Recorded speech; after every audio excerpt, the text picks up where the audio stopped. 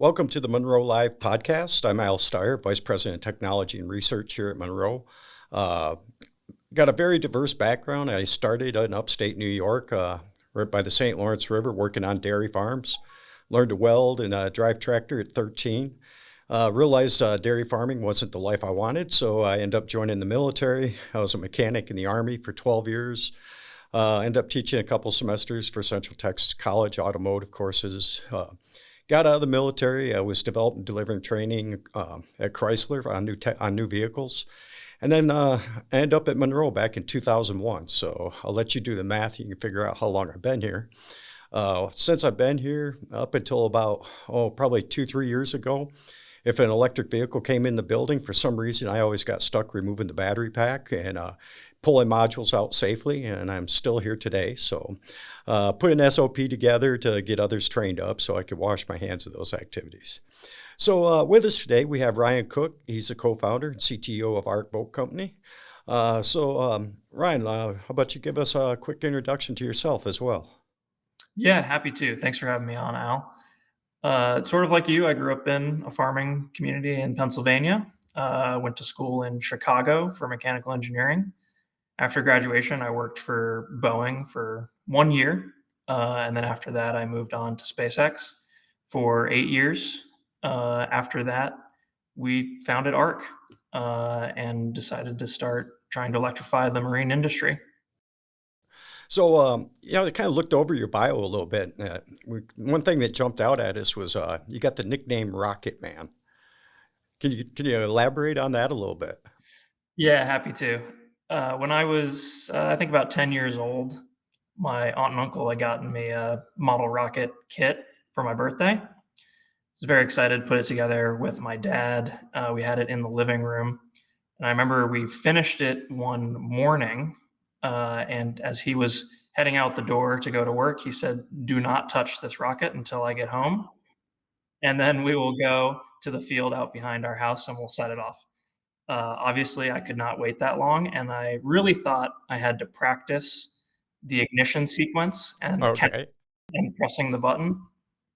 And then also as a 10-year-old, I thought, well, if the safety key, which is the little metal key they give you to, ignite or to arm the firing pin, I thought, well, if the safety key is in, then it's safe, so it's not going to. So I You installed the kind of safety. got the opposite effect, I take it. Yeah, exactly. I installed the safety key. I did a countdown, obviously.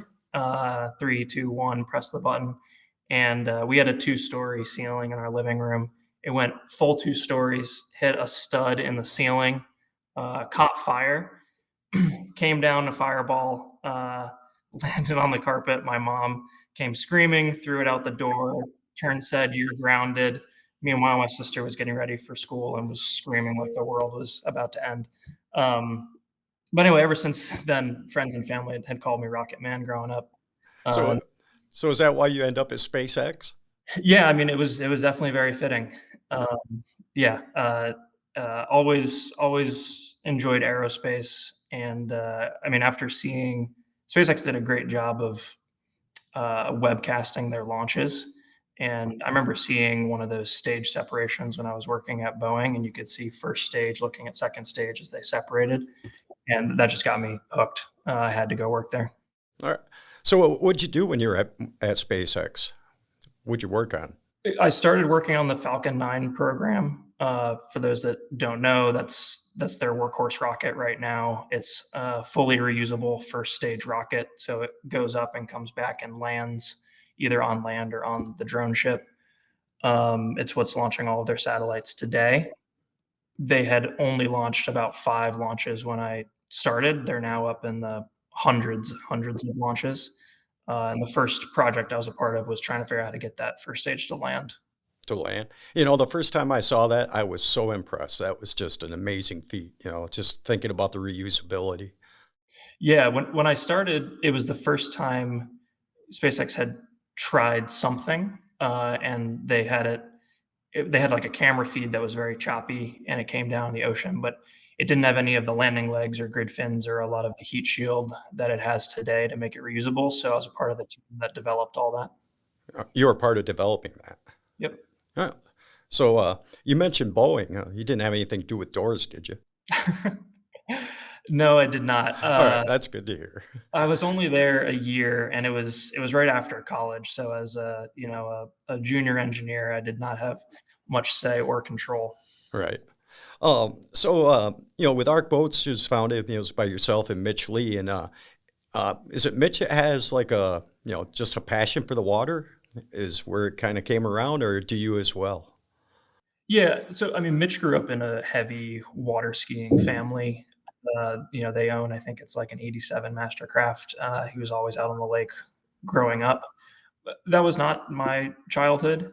I love being on the water, but when you think about the idea, I mean, electric boating honestly is not that wild of an idea. I'm sure a million people have had that idea. It was really all about execution, and that's what we started putting the plan together for. Is how do you go execute this? Yeah, I know Eric and I were discussing like electric boats in general, and there are some out there that are actually they're running pretty quick speeds on them. They're getting up there pretty high. So I guess just think about what was the biggest challenge in your venture with the going electric with boats. That's a great question. I think it depends on phase of company. Uh, as I'm sure you're aware, hardware companies are very capital intensive. That's obviously a challenge. When it comes to the technology, there are very few regulations in the boating space, and that can be both a blessing and a curse. So as we tried to develop electric boating, I mean, we were forging a lot of our own path. We're looking a lot at what automotive does. We're looking at a lot of what marine historically has done, but then we're also trying to add what we think is most correct in order to forge a safe and reliable path in the marine space for electric vehicles. Yeah. So you mentioned what automotive's done. So you did some automotive benchmarking, or Yeah, no, of course. Actually, we've seen a lot of Munro Live teardown okay. videos to see what Tesla has done and some of the others. Yeah, I mean, as you are aware, I mean, automotive is designed to go through things like car washes and some level of standing water, and You might have a little water there too. yeah, and that's not dissimilar than the environment a boat is going through. A boat is obviously sometimes a little bit more extreme in terms of the level of waterproofing, but automotive has a good baseline with IP67 connectors and how they do a lot of we call it like water control. What drain paths you have and how you direct and divert the water away from sensitive components. That's all very important in what we're doing as well. Okay. Yeah. And, I noticed, I was kind of browsing through your website, just kind of looking. I could glean a little bit here and there. Um, you're, you started out with the Arc One, and you had a 220 kilowatt hour battery pack, and then you switched in the Sport to a 226. I thought I saw the weight on it somewhere, but do you know the weight of the 226 kilowatt hour pack? It's about 2,600 pounds for that pack. Yeah, Yeah, does that include like power distribution, or is that just the batteries? that includes power distribution. Yeah, Okay, so and we then have and structure that's part of it. correct. Okay, That's the casing, base casing, fireproofing material, all the bussing. Yep. yeah. So just kind of put in perspective. Yeah, I dug back into our past reports, and the Hummer is 205 kilowatt hours, and I want to say its pack weighed 2,450 pounds. So you're a little heavier than that, but you do have a bigger battery pack. And then, the Lightning was 131, and it came in at 1650. Those are predominantly steel structure around them. So what's your structure for your battery pack? It's currently a mix of a composite base and aluminum enclosure. Okay, all right. When you start thinking electrification, the biggest thing is range. I still don't have an electric vehicle because I live in upstate New York and I'm living in Michigan. It's 450 miles, so it's like if I could find a car that has a 500-mile range or a vehicle, I'm probably in. But how has that affected what you've done with the boat? I mean, you talk about being able to run all day. Um, I mean, I know, people say, what's your range? And I can say for sure, like I had a 280 velocity offshore, had an 80-gallon tank, and if I ran it wide open, I could get about 80 miles. If I settled back and run, 40 miles an hour or so, I could get about 150 to 180. Okay. So how does yours compare to that? Yeah, I mean, it's a good question, but I also want to mostly highlight that the arc sport, at least, is a very different use case than what you're doing there. These are predominantly wake sport boats used on lakes and rivers. You're 99% of the time leaving and ending from the same place. You're not going to do your upstate New York to Michigan drive in a boat of like a boat like this. It's not a go all the way up the coast. Well, totally familiar with them. Yeah.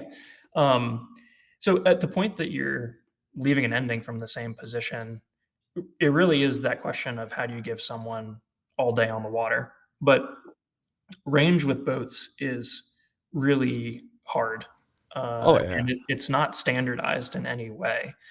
And what you're bringing up is a lot of offshore vehicles will quote range, as you were alluding to, where it's like at a cruising speed, you can go this far. For a lot of wake sport vehicles, so who we're competing with, they'll quote an hours number. And the reason for this is because the power consumed goes with speed roughly cubed, which means that if you're going 5 miles per hour in our boat, you could probably go for 30 or 40 hours straight on the battery.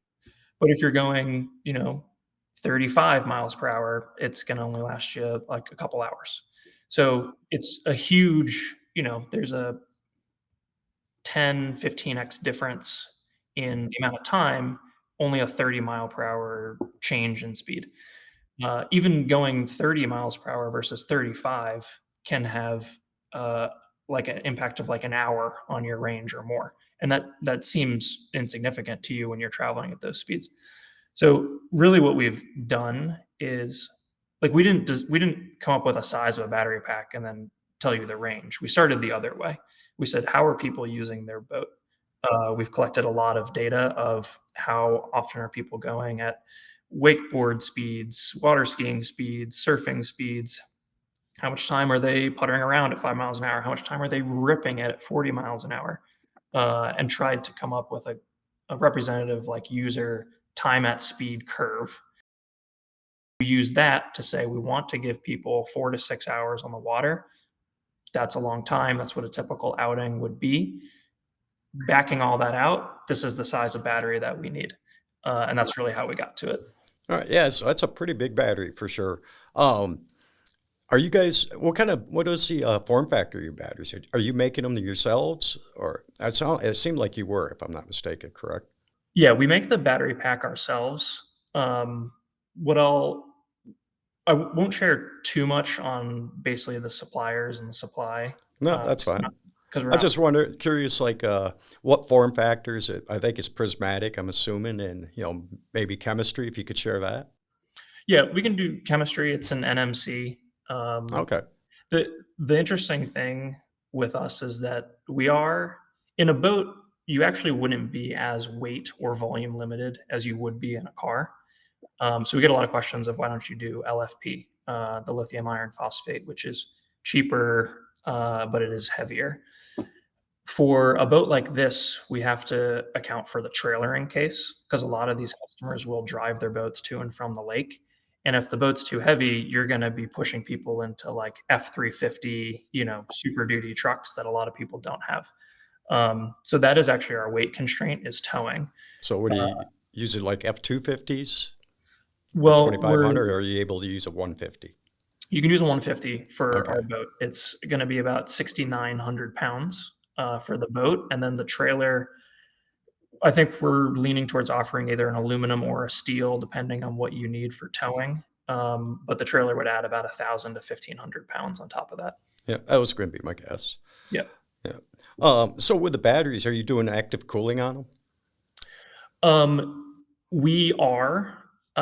So the Arc One was entirely a liquid cooled system, similar to what you'd find in automotive.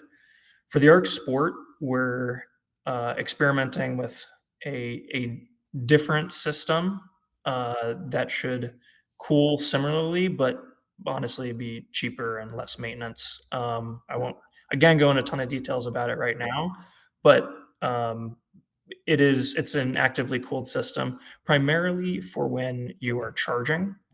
Um, I don't know if how deep in the weeds you want to go here, but power consumption on a boat is quite different than automotive. In automotive, you typically have a very high peak power and a low continuous power requirement. This is a 0 to 60 time of, sub 2 seconds, sub 3 seconds. But then in order to maintain 70 miles per hour on the freeway, it's actually pretty low power consumption for that, multiple hour duration. Boats are sort of the opposite. It's incredibly difficult to get peak power into the water because your Mm. propeller is slipping. Oh, yeah, It's not big like time. Right, it's not like tires on a road. So it's really, really hard to actually get a ton of power very quickly into the water and get a high peak. Yeah. You end up with a lot of cavitation, I take it, if you try to. Exactly, So you exactly. really have to ease into the throttle versus just push it all the way down. The user doesn't have to do this. We handle it for you on the software side. We Oh, okay. basically ride the limit for you, so you get the maximum possible acceleration for Oh, your boat. cool. But then we have a very high continuous power. Our continuous power is very, very high. Like if you're trying to maintain 35 miles per hour, um, you're consuming a much higher continuous power than like an automotive would. But what that means is that when you actually use the boat, so an automotive, C rate is how people discuss the heating that goes into the battery. That's the ratio of the power over the capacity. In automotive, you might see C rates of like 6 or 7 when you have that peak power. Our maximum possible C rate is 1.6, which means that when you're driving the boat on the water, because the battery pack is so large, we're actually not generating that much heat. So the battery pack is not heating up very much when you're driving.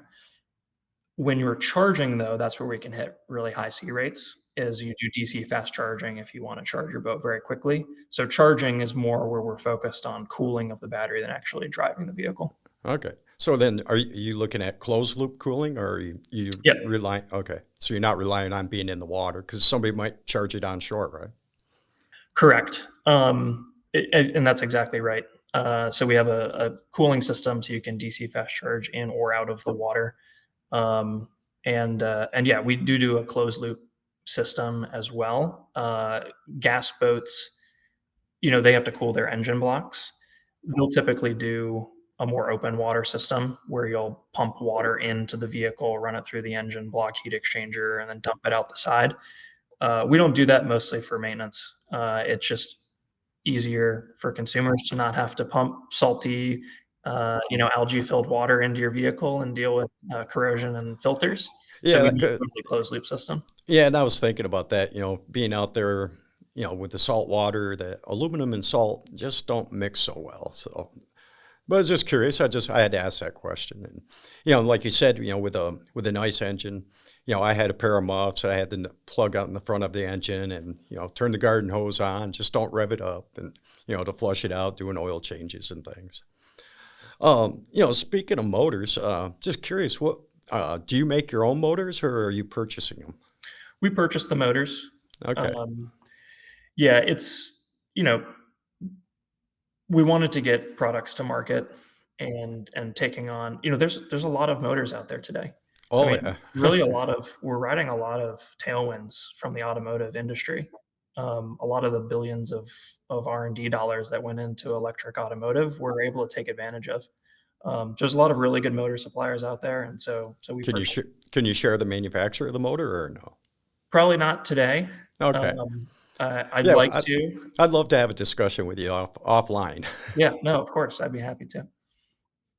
Um, so you mentioned software a couple times, and on your website you talked about with the batteries doing like 20,000 data points a second. I'm like, how many? Where are you getting all these data points? How many data? There's not that many. I'm thinking about the cell configuration. If you got two packs, I did see where you have two packs. You're running what, 400 volt or 800 We're running 800 volt. on both packs?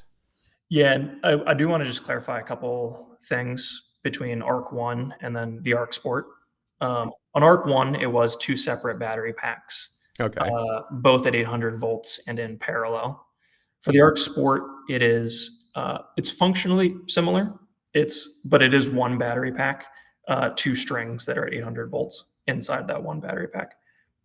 And on the data points, I think that number is actually of all sensors across the vehicle, not just Okay. battery Yeah, points. because I'm just thinking, I mean, you're going to have your cell voltages for each cell group. You take a voltage there, and you might have 96, 182. I'm like, okay, I can't get to that number, that way. And then temp sensors, depending on how you designed it, you could probably minimize temp sensors. But I mean, worst case scenario, I think I've seen maybe upwards of like 8 in a module. But for the most part, Tesla uses 5 at the end of the module. Chevy Bolt uses 1 per module. So Yeah. Yeah, and that number, first of all, there's a little bit of marketing in that, but what you really have to account for is the rate of the data because we're saying how many data points per second, and so yeah, so you might be taking the same measurement 4 or 5 times on a cell every group second. voltage. Okay. Exactly. All right. And also, that is including every sensor on the vehicle, not just battery. We have accelerometers, that are sampling at very high rates. GPS, are decently high rates as well. So, it all kind of adds up there. I think really the main point is that we collect a lot of data off of these boats constantly, and we have a lot of alerting set up around every single piece of data. Like we know whether the boat's on the water or not because of our depth sensor. We know whether a certain region of the battery pack is heating up over another. We know if your cooling system is running like slightly suboptimal, and maybe have some like scale building up in it or something like that. Um, we have bounds on basically every single sensor as well, so that even if it's not an immediate issue, it's something we can watch over time for your vehicle in particular and help with service. So you're actually, this is kind of like the Tesla model then, where they can sense what's going on the vehicle. You can record it, you can learn from it. And Exactly. then, and I did notice, I want to say you had over-the-air updates. So Yep. as you collect that data, you can refine the software, and then you can provide it, push an update out. Yes, and our One customers are very familiar with this, and we've pushed probably a dozen updates since deliveries have started there, improving things from the cooling system to, I mean, we recently pushed them all cruise control, which was not a launch feature, but also just better alerting. So, removing a lot of false positives on alerting. And So you mentioned from the first one, the first boat that you put out, it had all those features as well. the first boat, like, it did not have cruise control, for example. No, I'm talking the over-the-air updates, and you're able Yes. to monitor it even from the, Yep. serial number 0001. Yes, the very first ARC one, it was actually serial number 3, but, Okay. the first customer one was delivered in March of 2023. And yeah, we've been over there updating that vehicle ever since. Yeah. So, when I looked at it, I mean, right now it's, what was it? Arc One, I think it's sold out. Are you still making the Arc One? Is that a No, future plan? So that's done and over, and now it's just a sport. correct. One thing I did notice is you went from an aluminum hull to a fiberglass hull. Yes. What was the driver behind that? Well, one, you brought it up a little before. Fiberglass helps a little bit with the corrosion problem over time. Really, the reason that we went with aluminum on the Arc One was a lot for speed and learnings. Um, we're a brand new boat company, and your hull design is really important for the performance of the vehicle. A lot of our competitors have had decades to iterate upon their hull design. We had 6 to 8 months. So aluminum really gave us a lot of flexibility. We could change every single hull very quickly. We have a great sheet metal supplier here, local, where we could get, a new hull shape of sheet metal basically 3 days later. And so we were able to iterate a lot on the hull design early with aluminum. With fiberglass, I mean, you have to invest in these very large molds that are the entire size of the vehicle, that take many months and are hundreds of thousands of dollars. And so you really want to be certain in your shape before you go that route. Yeah. So do you make your own hulls? We do, yes. Okay. Did you? But with the aluminum, you did not. We made our own holes. When I say sheet metal vendor, they would laser cut it for us Okay. and then drive it over, and we would weld it all up ourselves and do the integration. So did you have somebody with a marine background that helped design the hulls, or Um, just thinking about your 6 month window there, trying to get something in production? yeah, yes and no. We've consulted with a couple experts in the space. We have a few folks on staff from competitor marine companies. But then we also, I mean, we, in classic Elon type company fashion, a lot of us have come from either a Tesla or a SpaceX. We do a lot of things first principles up, just look at the physics of this and how should it be designed and start from that point. But we have also consulted with experts in the space and tried to learn from, again, decades of experience to shortcut some of the learnings. Yeah, so I think the other thing you mentioned was like for the batteries and how you install them. It's like, you integrated it with the hull design, which I'll give you kudos for that. It's kind of like what Tesla does, cells, cell to pack, not cell to module, module to pack. And is that kind of the approach you took? Um, sort of. So most of the reason for us doing our own hull and battery pack design is, I mean, that's how you create a performant electric vehicle. You're not going to create a performant electric vehicle by just taking a gas boat and trying to fit a battery pack in it somewhere. So that was important to us. Again, we're trying to move quickly, and we can take advantage of a lot of the R&D that's been done in the automotive space. So the hint I'll give is we don't have to start at the cell level in order to both create a custom pack and then move quickly. So we have a custom and in-house built pack, but it's not like the Tesla level of engineering and clean sheet design of like cell to pack. Okay. Um, there's something else I wanted to ask on that. It'll come to me.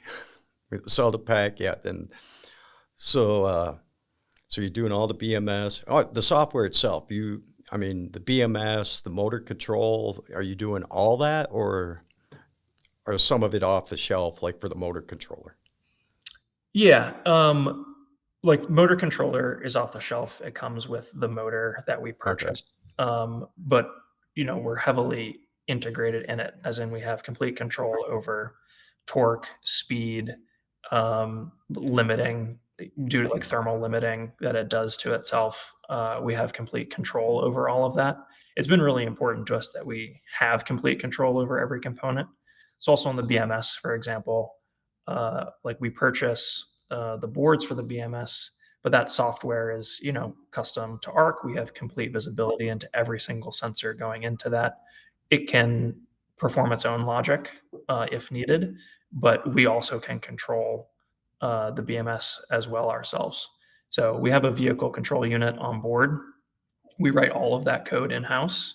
It can control and alter every single feature of the vehicle, from the BMS to the motor controller to the surf actuators on the back to the thrusters to the cooling system, the tower actuation. It's all controlled through our software. Yeah. So you said when you mentioned thrusters, you're talking about prop check, No, or we actually have a bow and a stern thruster as well, oh, okay. which give you some pretty fun and unique maneuverability features. Yeah.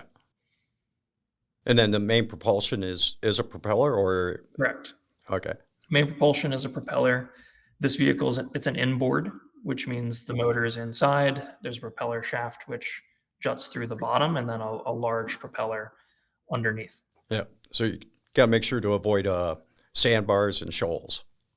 Yeah, and again, the market this is in, it's not as much coastal sandbars and shoals, but yes, one of our early ARC ones had a unfortunate run-in with a boulder that we were able to repair up for them this last summer.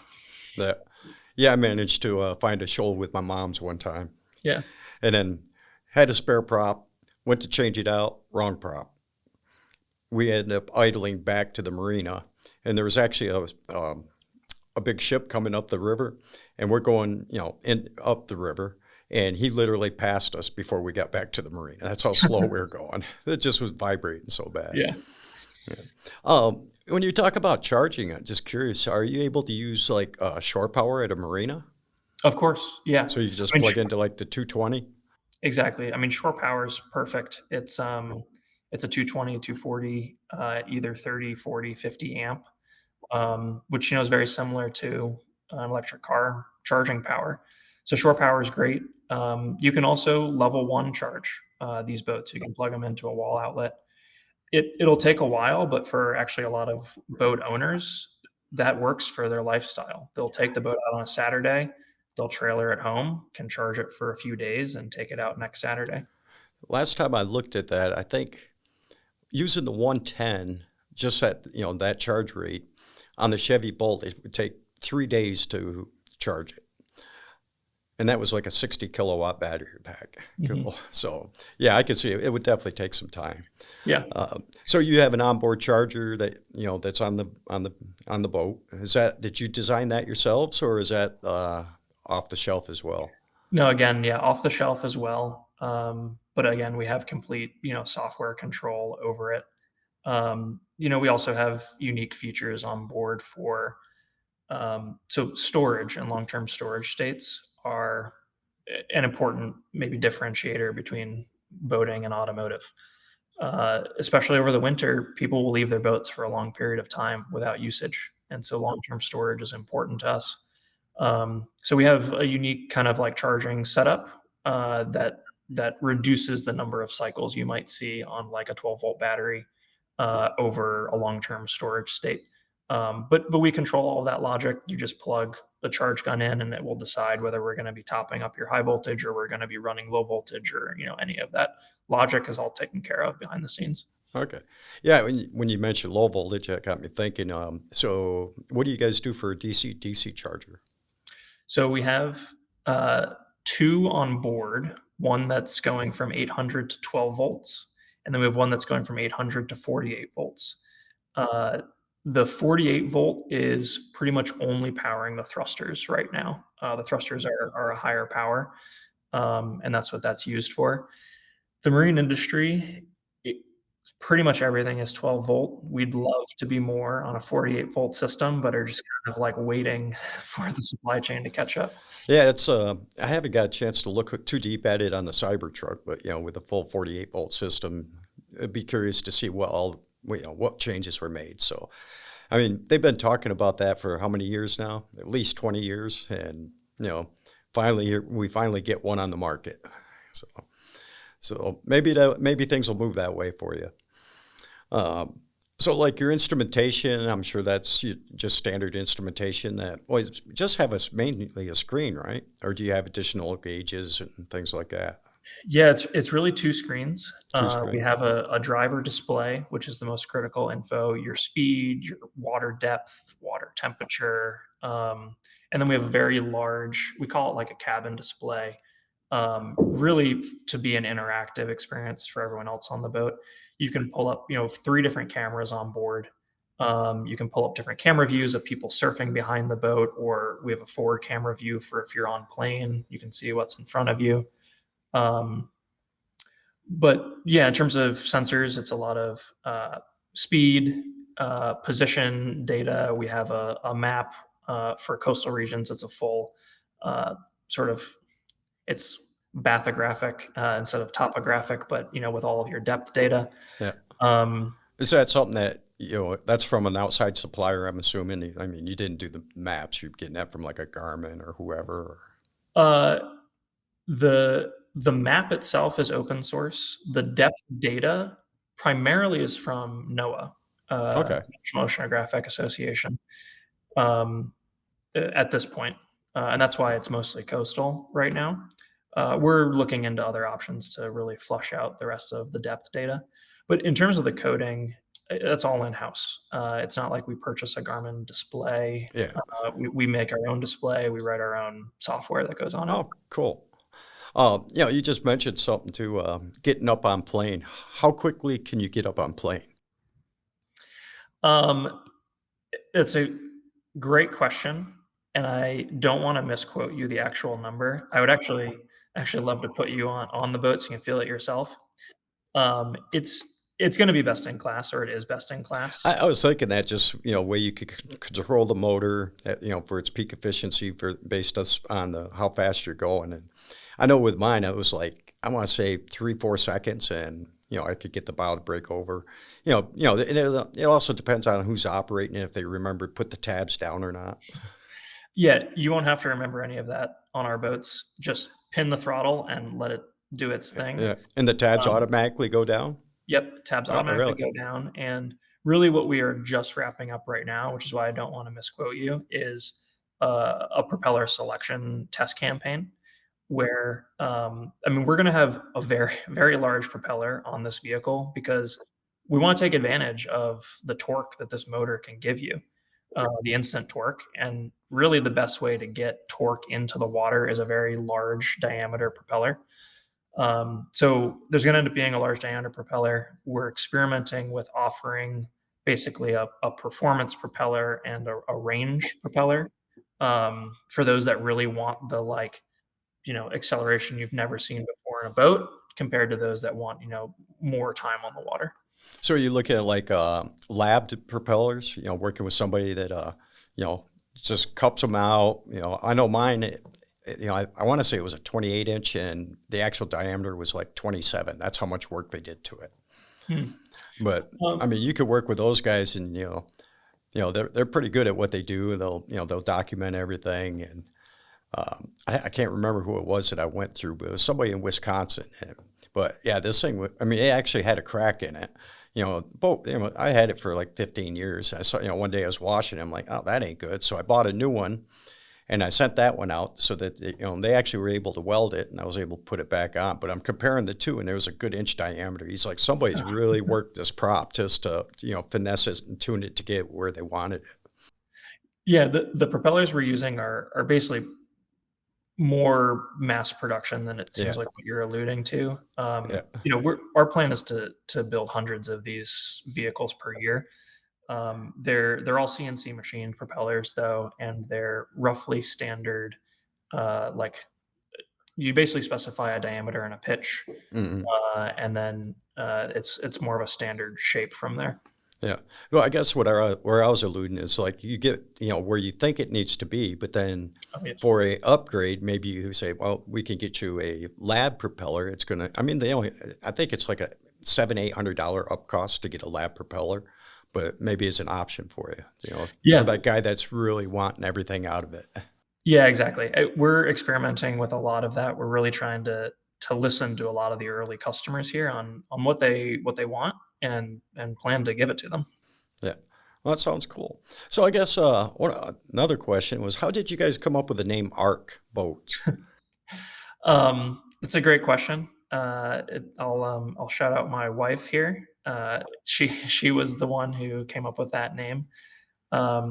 She's a big fan of puns, and I think it just was a good intersection of arc, as in like large boats, ARK, Okay. and then an electric arc, ARC. Yeah. Hopefully we don't have any arcs of that nature. Correct. That correct. Definitely not. But it worked pretty well when we were welding our aluminum boats. There was a lot of arcs going on all the time Oh as we yeah. put those boats together. Yeah. Well, when you had the aluminum, did you take advantage of the aluminum as a heat sink for your batteries? Absolutely. Yeah, and that's really where we started with the closed loop cooling system. Mhm. We welded channels into the bottom of the hull so Okay. that you basically were pumping your glycol coolant through the powertrain and then to the front of the boat through these channels along the entire underside and then out the aft of the boat. And that's how you would exchange your heat with the surrounding water. As we moved to fiberglass, we had to tweak that solution, but we still have basically a heat exchanger that's underneath the vehicle that does that closed loop cooling for us. Oh, okay. Cool. Um, yeah, just with the aluminum, that's I'm thinking, yeah, that would be a good way to take advantage of, thermal conductivity. And yep, Exactly. fiberglass changes it a little different. Yeah. Are you just using standard fiberglass Um, or S the glass or the process that we use is Probably a little different than most other boat manufacturers in this space. We're using a process called vacuum resin infusion, which is typically used for a little bit larger or more higher end vehicles, but it gives you a lot better material properties. And so we're able to pull a lot of weight out of the hull. Obviously, our battery pack is very large and very heavy, and that is our ballast. Whereas another, gas boat manufacturer, having a heavy hull is actually not a downside. That ends up being your ballast, so your boat is more stable in large waves as you walk around. That's our battery pack, so we want our hull to be lightweight. I don't know how familiar you are with composites, but Yeah, a little bit. okay, the way that you do vacuum resin infusion is you use woven fabrics. The way that a gas boat hull or like a jacuzzi would be made Yeah, is a you're hand doing layout. sprayed chopped fiber, hand layups, Yeah, resin yeah. everywhere. Vacuum resin fusion is start with you do a dry load, so it's dry woven fabric. So you have directionality and long strands of fiber in the orientations that you want. You dry load it, and then you put a large vacuum bag over the entire thing. You plumb resin into one side, you pull a vacuum on the other. As you pull the vacuum, it draws the resin in, compacts all the fibers down, you get better material properties. Yeah.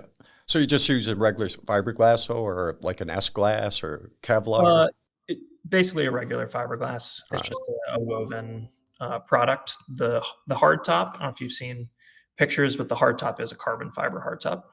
Oh, okay. Yeah, it kind of goes up over the cockpit area. Yep. Yeah, exactly. So when you think about the gas version compared to yours, I want to say yours was like around 250,000. Is that about what the selling price is? Yeah, yes, that's the price for vehicles. Basically, the first vehicles are not gonna go for that price. If you'd like your boat sooner, it's gonna be a little bit more than that. Okay. I was, I've never bought a ski boat before, but I was kind of looking, but I noticed like on the high end, a 23 footer was right around that price, which I kind of was Exactly. surprised to see you're right in that same area. So, That is the goal. We One thing that's to note is that even though we're purchasing a lot of, like, the onboard charger and the motor, as you allude to, we're actually much more vertically integrated than, a typical gas boat company might be. mhm. Us just doing the battery pack, for example, it's a large portion of the powertrain that we're Oh, building and in-house. yep, that's probably a large portion of your cost as well. Exactly. Exactly. So us doing our own hull, battery pack, things like the displays, software, we get a lot better control over the cost, and can be competitive with gas boats in that area. Yeah. So have you guys taken your boat to any boat shows? We have not. We're not the biggest fan of boat shows right now because we really you wanna get on an electric boat. You wanna experience how silent it is. You wanna experience that acceleration. You wanna experience that there are no fumes coming from the back of the boat as you're trying to surf behind it. So we really try to lean into that demo experience, and we're actually kicking off a pretty big tour this summer, where we're starting in Austin. We'll be going up to Tahoe, Seattle, around the country with our boats to just try and get as many people as we can on them to experience it. Well, I think I'm running out of questions here. So, you have any additional comments or questions on your side? Yeah, I mean, I'm trying to think. Maybe the one thing we didn't touch too much, which I don't know how familiar you are with it, but this is a sport boat. This is a water sport boat, and people take their water sports very seriously. And some of the most exciting engineering that I think we actually did on this vehicle was basically try to talk to a lot of these surfers. So surfing behind a boat is turning into the most popular sport in the U.S.